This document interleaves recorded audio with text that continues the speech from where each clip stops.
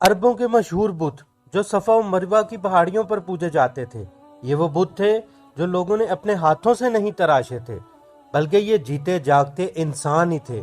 इन्होंने खाना काबा के अंदर ऐसा कौन सा गुनाह किया था जो इन्हें ये अजाब मिला था और दुनिया के लिए इबरत बन गए थे। जब से खाना काबा बना और अब तक जिसने भी खाना काबा की बेहुरमती करने की कोशिश भी की तो अल्लाह ने उनका अंजाम बड़ा ही बुरा कर दिया, फिर चाहे वो दुनिया का ताकतवर बादशाह अब्राहा ही क्यों ना हो। इसके अलावा तारीख में कई ऐसे वाकियात मिलते हैं जिसने खाना काबा की बेहुरमती की उनको दर्दनाक अजाब मिला। इसकी एक मिसाल असाफ और नायला है। असाफ बिन याला और नायला बिनते जैद ये दोनों कबीला बनी जुरहम के थे। नायला इंतहाई खूबसूरत लड़की थी जो अपने कबीले के साथ यमन में रहती थी। यह हसीना कबीला बनी जुरहम में अपने हुस्न की नुमाइश करती थी। वो फहश लिबास पहनकर अपने घर से निकलती और नौजवान लड़के और मर्द उसके पीछे चलते थे। हर कोई उससे ताल्लुकात बनाता था। उस कबीले में एक सरदार का बेटा भी शामिल था जिसका नाम असाफ बिन याला था। असाफ और नायला को मोहब्बत हो गई और ये मोहब्बत बहुत तेजी से खबासत में बदलती गई। उनके नाजायज ताल्लुकात आम हो गए और मौका पाते ही जना में मशगूल हो जाने लगे। ये सिलसिला तेज हो गया। जब उनके घर वालों को इल्म हुआ तो वो उनके खिलाफ हो गए और उनके मिलने पर पाबंदी लगा दी गई। एक दफा बनी जुरहम कबीला हज करने मक्का के लिए रवाना हुआ। ये दोनों भी हज के लिए कबीला बनी जुरहम के साथ मक्का के लिए रवाना हो गए। काफिला मक्का पहुंचा और ये हज के अय्याम थे। कुछ वक्त गुजरा, एक रोज काबा में लोगों की तादाद कुछ कम थी।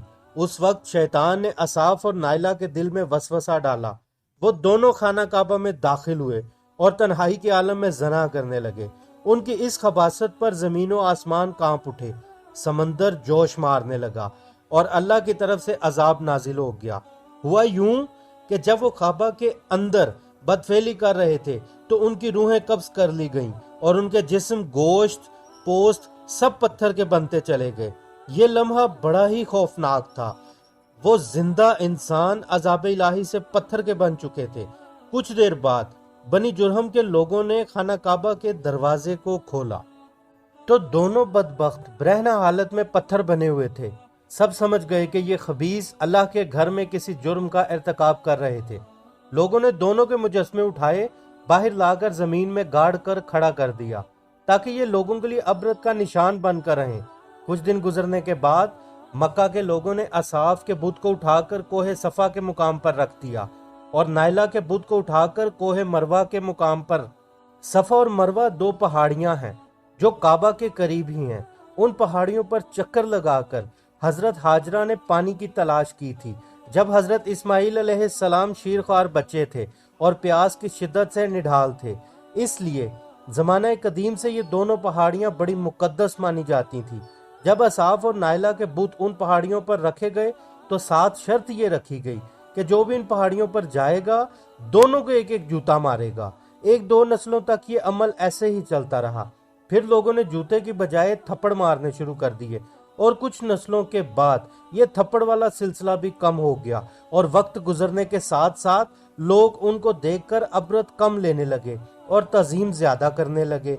एक वक्त ऐसा भी आया कि लोगों ने उनकी मोहब्बत को अजीम दास्तान करार देना शुरू कर दिया और कबीलों में उनके इश्क की दास्तानें फख्र से बयान की जाने लगीं और फिर जहालत से लोग उनको मोहब्बत की देवी और देवता बना बैठे।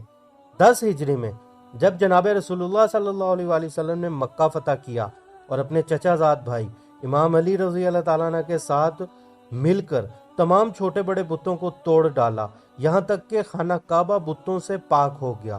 फिर हजूर सल्लल्लाहु अलैहि वसल्लम ने सफा मरवा पर तशरीफ फरमा हुए और असाफ और नायला के बुतों को तोड़ डाला और यूं इन मरदूदों का खात्मा हुआ। अल्लाह ताला हम सब को ईमान पर मौत दे, आमीन। मिलते हैं किसी और वाक़ये के साथ अगली वीडियो में। तब तक के लिए अल्लाह हाफिज।